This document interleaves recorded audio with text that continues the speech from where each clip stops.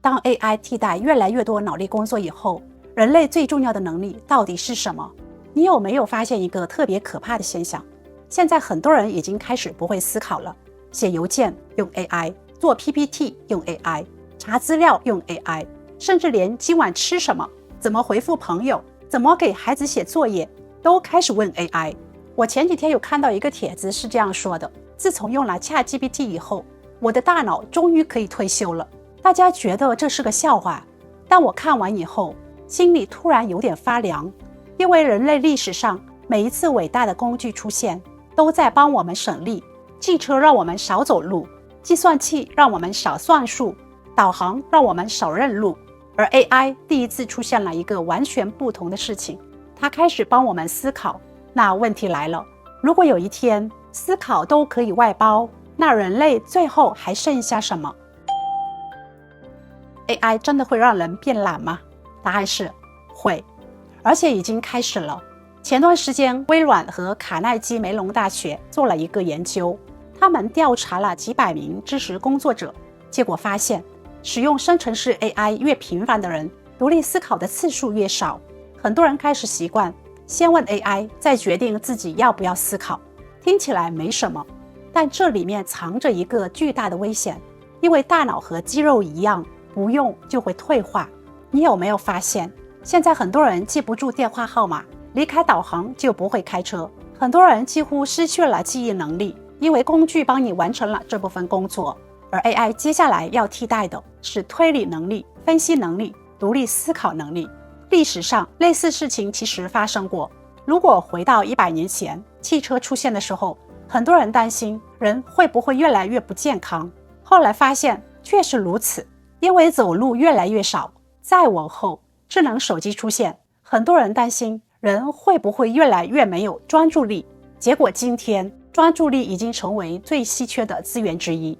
每一次技術革命都會讓人失去一些能力，但同時也會放大另外一些能力。比如汽車淘汰了走路，卻放大了遠距離協作；互聯網淘汰了記憶，卻放大了獲取信息的能力。那 AI 會淘汰什麼，會放大什麼呢？這才是最重要的問題。AI 最危險的地方不是讓你變懶，而是讓你停止思考。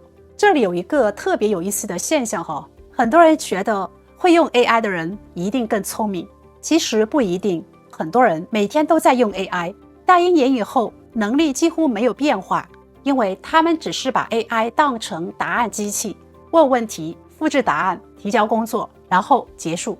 但是有另外一群人能力提升非常快，因為他們把 AI 當成思考夥伴，他們會問為什麼？還有別的方法嗎？這個邏輯有沒有漏洞？如果反過來會怎樣？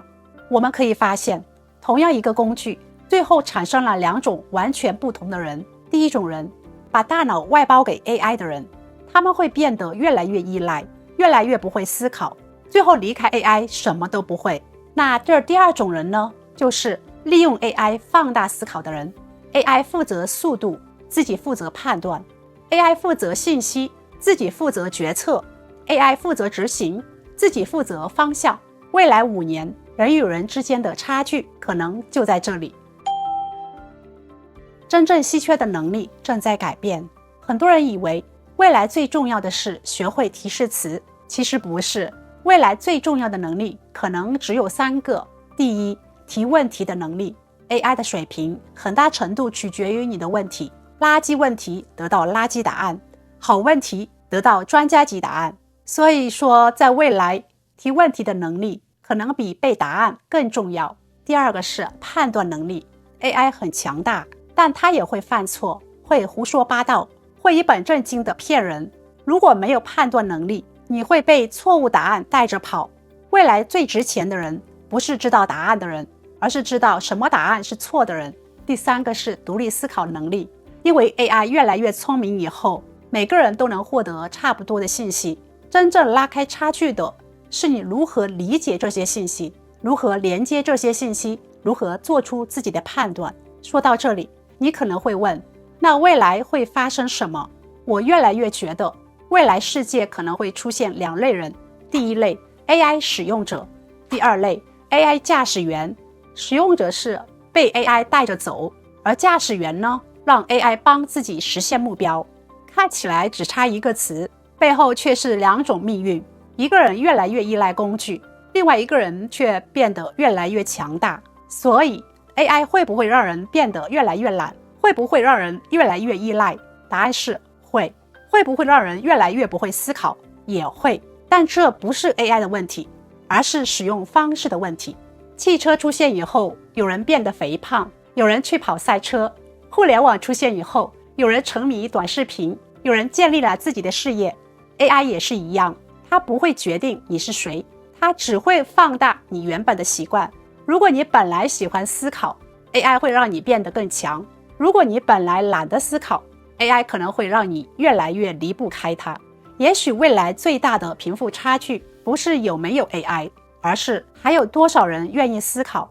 因為當所有人都能得到答案的時候，真正稀缺的能力變成了提出問題、獨立思考，以及當所有人停止思考的時候，繼續思考。如果有一天 AI 什麼都能幫你完成，你覺得人類最不應該失去的能力是什麼？思考能力、創造力、判斷力，還是好奇心？我特別想看看大家的答案，請在評論區留下你的觀點。我是露西，謝謝觀看，我們下期再見。